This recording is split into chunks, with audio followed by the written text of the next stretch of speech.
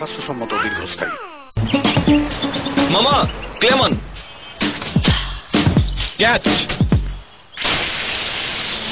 4 না 6 আসিফ ভাইয়া রান কত, স্কোর কত হলো? ম্যান অফ দ্য ম্যাচ নাকি? ক্লেমন স্কোর অ্যানুইং। ক্লেমনের যে কোনো প্যাক কিনে বিক্রেতার কাছ থেকে চেয়ে নাও স্কোর কার্ড। এক্ষুনি কার্ড ঘষলেই ইয়ামাহা FZS LCD টিভি সহ man of the match surprises, অথবা বেশি বেশি রান করলেই অনেক আকর্ষণীয় গিফট। আমার স্কোর কার্ড। ইয়েস মামা, live fresh.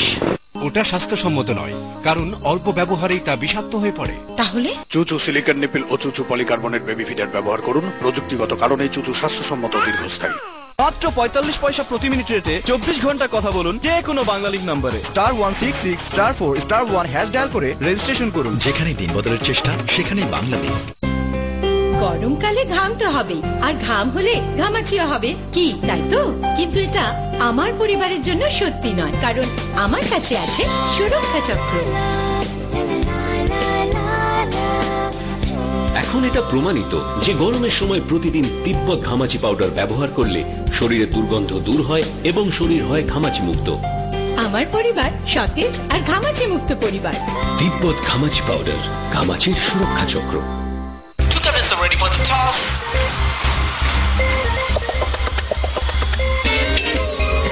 Referee is going for another try. Please, SMS টা পাঠান। খেলা শুরুর আগে কোন দল জিতবে লিখে 4636 নম্বরে SMS পাঠিয়ে জিতে নিতে পারেন grand prize Samsung Galaxy tab সহ আরো আকর্ষণীয় হ্যান্ডসেট। এছাড়াও সবার জন্য থাকছে টক টাইম। যেখানে দিন বদলের চেষ্টা সেখানেই বাংলা লিংক। ব্ল্যাক হর্স উপহার উৎসব। ব্ল্যাক হর্স খেলে উপহার মেলে। ব্ল্যাক হর্স মুখ খুললেই গাড়ি, মোটরসাইকেল, রঙিন টিভি, মোবাইল সেট ও ফুটবল সহ নগদ টাকা নিশ্চিত উপহার। এনার্জি ড্রিঙ্ক ব্ল্যাক হর্সের উপহার উৎসব। ওটা স্বাস্থ্যসম্মত নয়, কারণ অল্প ব্যবহারেই তা বিষাক্ত হয়ে পড়ে। তাহলে চুচু সিলিকন নিপিল ও চুচু পলিকার্বনেট বেবি ফিডার ব্যবহার করুন। প্রযুক্তিগত কারণে চুচু স্বাস্থ্যসম্মত দীর্ঘস্থায়ী। মামা ক্লেমন ক্যাচ। 4 না 6 আসিফ ভাইয়া রান কত, স্কোর কত হলো? ম্যান অফ দ্য ম্যাচ নাকি? ক্লেমন স্কোর অ্যানুইং। ক্লেমনের যে কোনো প্যাক কিনে বিক্রেতার কাছ থেকে চেয়ে নাও স্কোর কার্ড। এক্ষুনি কার্ড ঘষলেই ইয়ামাহা FZS LCD টিভি সহ man of the match surprises, অথবা বেশি বেশি রান করলেই অনেক আকর্ষণীয় গিফট। আমার স্কোর কার্ড। ইয়েস মামা, লিভ ফ্রেশ। চুচু ডায়াপার বিশেষ প্রক্রিয়ায় বিভিন্ন পর্যায়ে 24 আউন্স লিকুইড ধারণ করতে পারে, তাই একটানা 12 ঘন্টা ব্যবহারেও বাচ্চা থাকে নিশ্চিত সুরক্ষিত। চুচু ডায়াপার।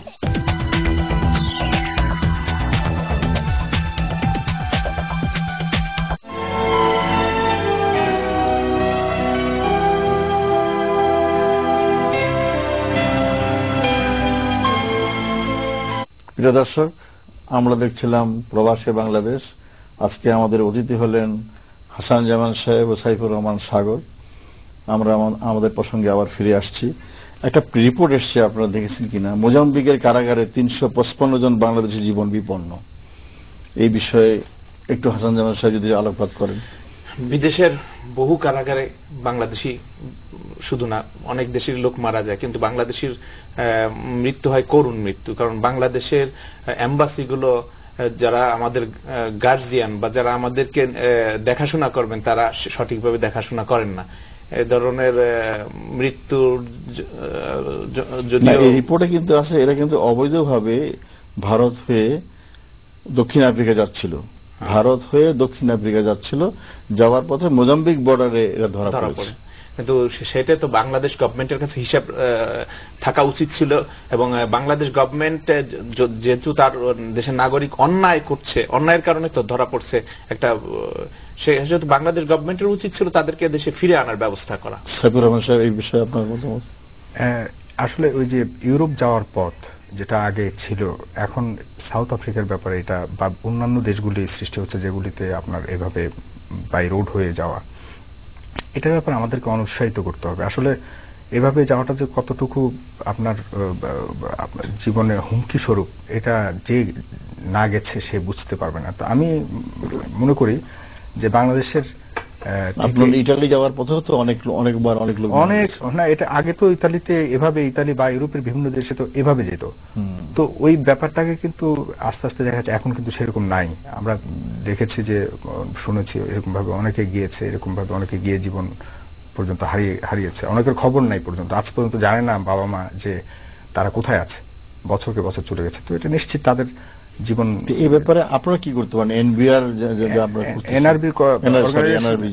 এনআরবি অর্গানাইজেশন হলো নন রেসিডেন্ট বাংলাদেশি অর্গানাইজেশন, যেটা আপনার সারা বিশ্বে থেকে আমরা প্রত্যেকটা দেশেই আমাদের লোকাল অ্যাম্বাসেডার আছে, যারা আমাদের এনআরবি অর্গানাইজেশনের সকল তথ্য বাংলাদেশের যারা বাংলাদেশি নাগরিক যারা বিদেশে আছেন তাদের বাংলাদেশে আসার পর সাময়িক সময়ের জন্য যারা আসে এখানকার ইন্টার্নশিপ দেওয়ার জন্য আমাদের এই অর্গানাইজেশন। আমরা আপনার অনলাইনের মাধ্যমে, আমরা বর্তমান যে অসুবিধায় পড়ছে এখানে আপনাদের কিছু করার নেই? এখানে আমাদের অবশ্যই করার আছে। আমরা যতটুকু পরিমাণ নিউট্রাল যে নিউজগুলি আসে সরকারের পক্ষ থেকে সবগুলিকে আমরা আমাদের অর্গানাইজেশনের ওয়েবসাইটের মাধ্যমে আমরা সেখানে প্রদান করতে চেষ্টা করছি, এবং এটার একটা ফলাফলও আসছে। দেখা যাচ্ছে যে অনেকেই অনলাইনের মাধ্যমেই দেখা যাচ্ছে যে বাংলাদেশ প্রবাসী মন্ত্রণালয় থেকে যে একটা খোলা হয়েছে, আপনার সেন্টার ফ্যাসিলিটেশন সেন্টার খোলা হয়েছে, সেখান থেকে দেখা যাচ্ছে যে আপনার কাছে আবার ফিরে আসবে একটা প্রশ্ন নিয়ে নি।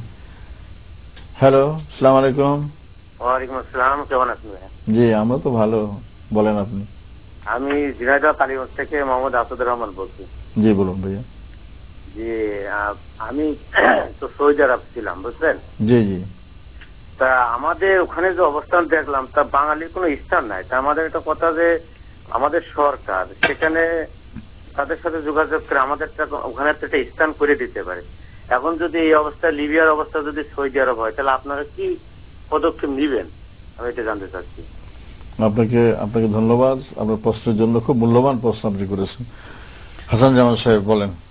লিবিয়ার অবস্থা দেখে আমরা সবাই শঙ্কিত, আমরা যারা প্রবাসে আছি।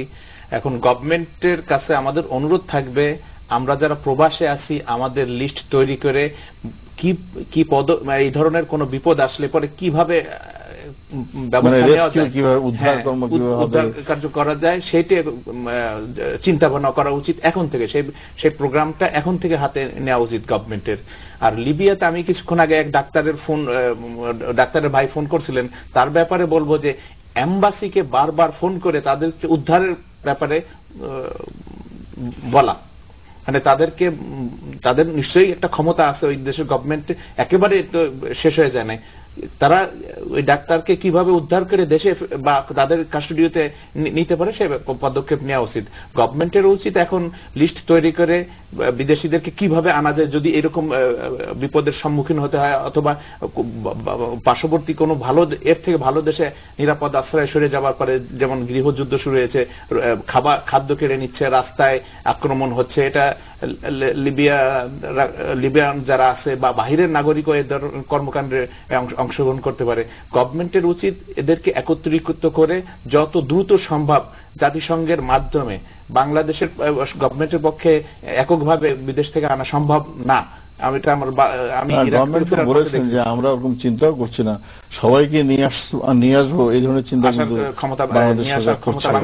এটা সম্ভব না। আমরা আবার আমাদের ওই আপনার এনআরবি প্রসঙ্গে আবার ফিরে আসি। এনআরবি প্রসঙ্গে এই জন্য আমাদের আসতে হবে যে এই বিপদ তো হয়ে গেল, এর আগে তো আমরা আশঙ্কা করিনি এই ধরনের বিপদ, সামনে কি হবে আমরা জানি না, তাহলে কি ধরনের প্রস্তুতি আমরা নেব? আমি এনআরবি অর্গানাইজেশনের